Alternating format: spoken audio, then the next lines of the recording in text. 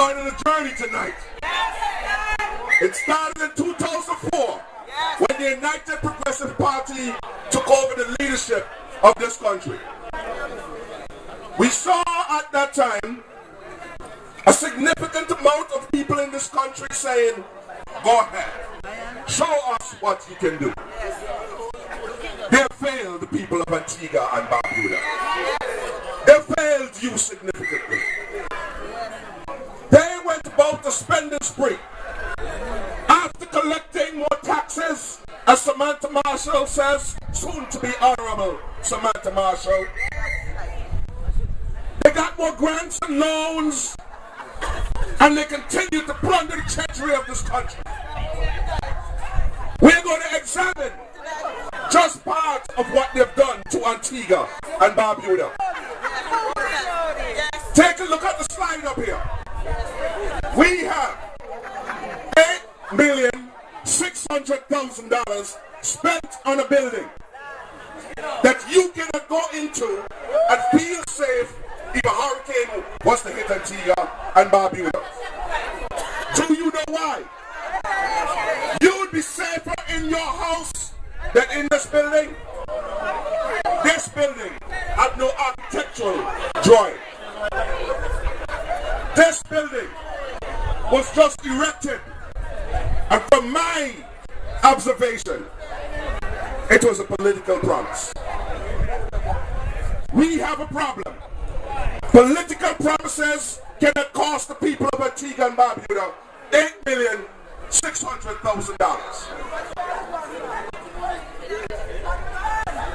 Where the money gone? Let's examine the record of the person they placed in charge of this project around this country. He has never managed a sweetie shop in his life. He has no capacity building skills. He is not an architect. He sold tiles. And then, at the end of the day, the government and cabinet of this country, under the leadership of Baldwin Spencer, gave him $55 million to spend. Would you give your child $55 million to spend? The people of Antigua and Barbuda contributed to that $55 million in the treasuries of Antigua and Barbuda. We are going to take a look at Yasco. 81% of what is supposed to be used to construct this building has been paid. $620,000 for that building. 81% has been paid. Can we use the other 19% and complete that? I remember in 2009, just coming home, did not understand the lay of the land clearly. When I got into politics, I was working at Bargain Center in 2007 forward. And I remember some young ladies crossing the street. I spoke about it on the platform. They were going to seek somewhere else to urinate. At that time, what was important to me, I had a 28% crime rate of attempted robbery and rape in St. John's Rural South. So when I see young ladies crossing over somewhere to go and use another facility, it becomes concerning. This is what it looks like. And 81% has been paid. It has not changed. During Carnival, there was a show that I attended up there. And as a politician, as someone who's concerned about the people of Antigua and Barbuda, I went to take a look. Nothing has changed. What they're looking to do now, to hide this, is to get public works involved so they can finish these projects. So you, the people of Antigua and Barbuda, cannot see this again. An image, it's a picture. I am going to emblazon this in your mind. Follow me as we go on this walk. We cannot afford any more of this. We cannot afford areas where you see donkeys and sheep and goats and horses when we spend $55 million to get it done. People in this country, children in this country are hungry. Young people who are in relationships and the man has gone on his way cannot take care of their children. And you spend $55 million on this. It hurts. It's painful. I get the cause. I have to deal with that pain, not only of a constituent, but others around this country. I know the cry of the people. $434,000 for a roundabout. This roundabout is located at Creekside. No one uses it. Everyone keeps going straight.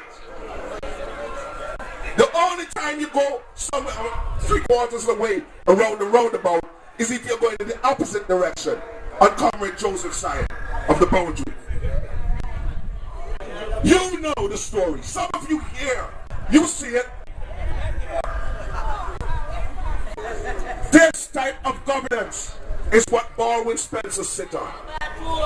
These are the people, square pegs in round holes. They do not know how to get the job done. No execution or implementation skills. At any time, anywhere, we, the members of the Antigua Labour Party, can stand with them toe to toe. And will not only think them, because we have the intellectual capital, but we'll show them how it is done in this year, Antigua and Barbuda. Our people must stop suffering. They have a transition program for tourism. And tourism budget was cut.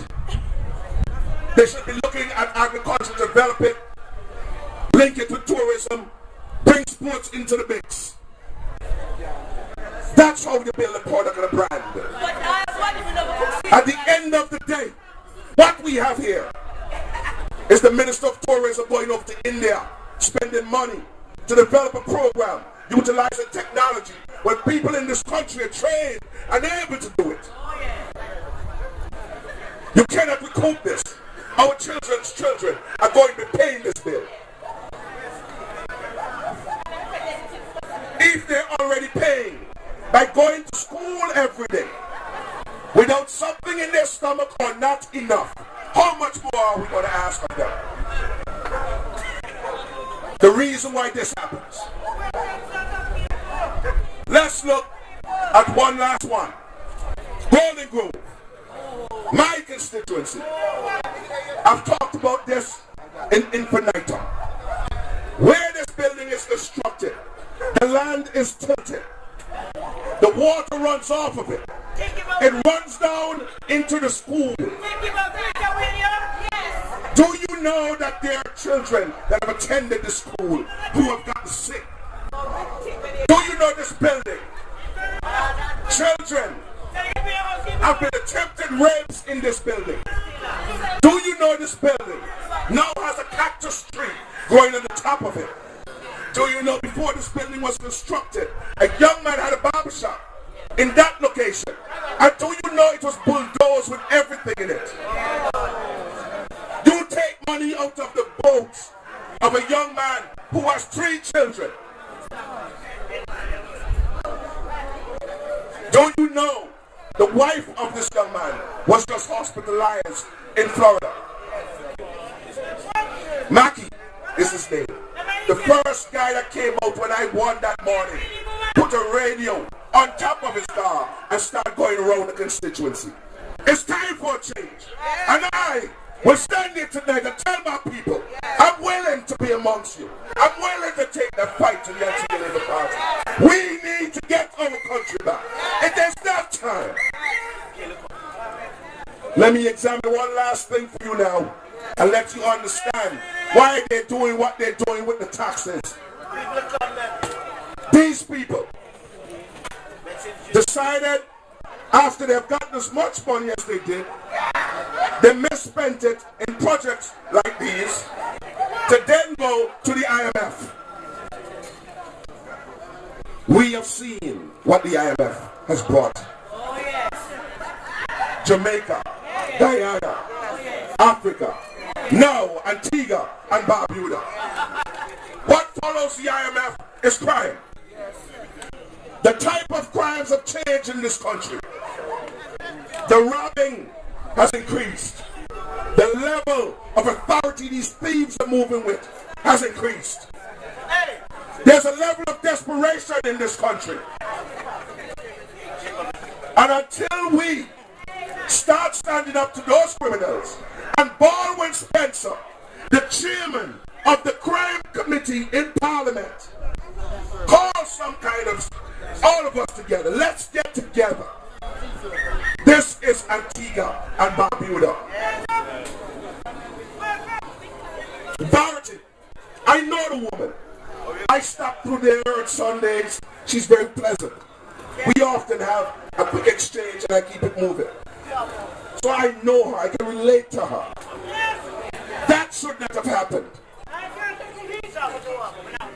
We need in this country to take a serious look at increasing our police force. The police commissioner came into play and indicated that he would do community policing when the rapes continue to happen, robberies continue to happen. And now what they have done is gone and said, we're going to tax everything for everyone to ensure that we can pay those bills. We are not going to stand by and let that happen. So until I meet you next time, either on the radio or in front of you, we will talk some more about that tax situation.